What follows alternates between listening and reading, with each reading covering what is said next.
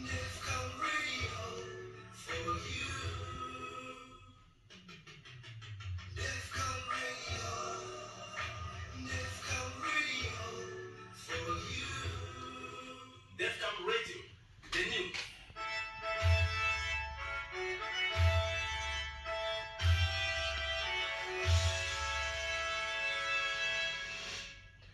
Hi there, ladies and gentlemen. You're welcome to the news of Ndefcam Radio Bamenda. We begin with the headlines.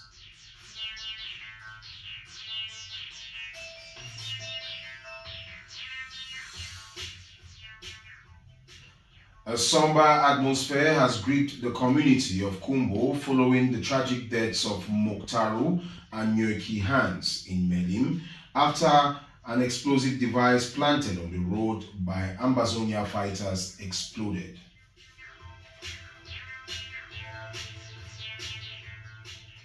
The laying of the first stone of the Center for the Production of New National Identity Cards took place in Yaoundé on Wednesday, June 19th, in the presence of the Delegate General of National Security and officials from the German Embassy in Cameroon.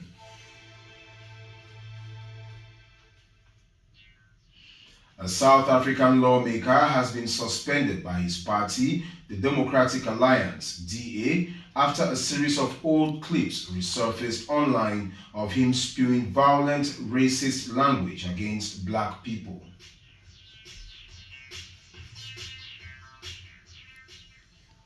Ladies and gentlemen, those were the headlines. We move to our news in detail.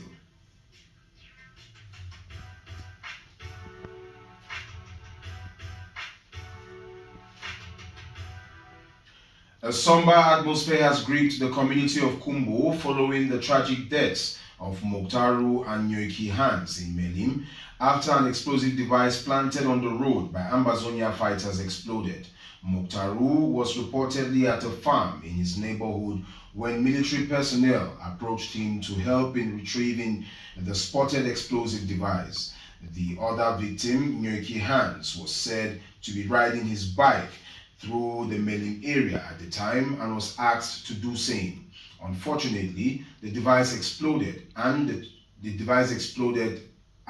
took away the two men's lives. The directive from the military, which led to their deaths, has sparked widespread concern and calls for clarity on the circumstances surrounding the incident.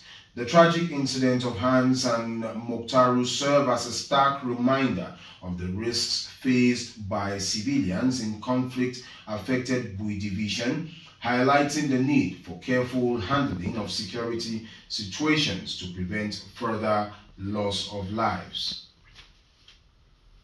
Monsignor Michael Kitang and two Catholic priests kidnapped by self-styled General Onlibro have been released. They were kidnapped in Bamali, Ngoketunja Division, as they went to install a parish priest. Reports by Cameroon News Agency have it that they paid a ransom before securing their freedom, something the church hasn't confirmed yet.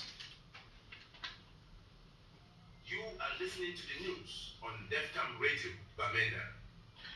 4 bills have been adopted at the National Assembly in a plenary sitting chaired by the House Speaker Kaba Yege Jibril. The bills are centered on copyright treaties and on air transport agreements between Cameroon and Canada.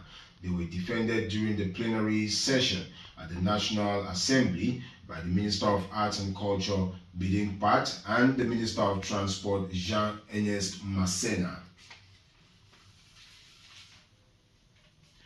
The laying of the first stone of the Center for the Production of New National Identity Cards took place in Yaoundé on Wednesday, June 19, in the presence of the Delegate General of National Security and officials from the German Embassy in Cameroon.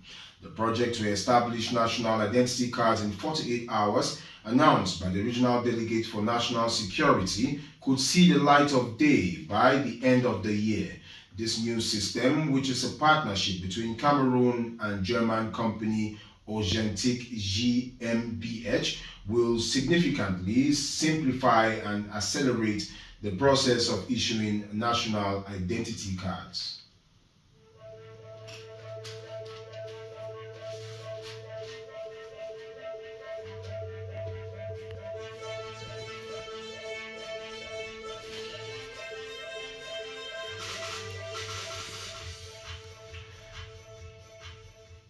Out of Cameroon, a South African lawmaker has been suspended by his party, the Democratic Alliance, DA, after a series of old clips resurfaced online of him spewing violent racist languages against black people. Ronaldo Goose had earlier denied one of the videos, saying it was manipulated, but a statement by the DA yesterday said it was genuine and not fake. In the video, Mr. Goose was seen using the N-word and called for all blacks to be killed. Mr. Goose was sworn into Parliament last week. This could hardly have come at a worse time for President Ramaphosa as he trashes out a new coalition government with the Democratic Alliance. Ladies and gentlemen, that was it for the news. Before we go, we'll revisit our headlines.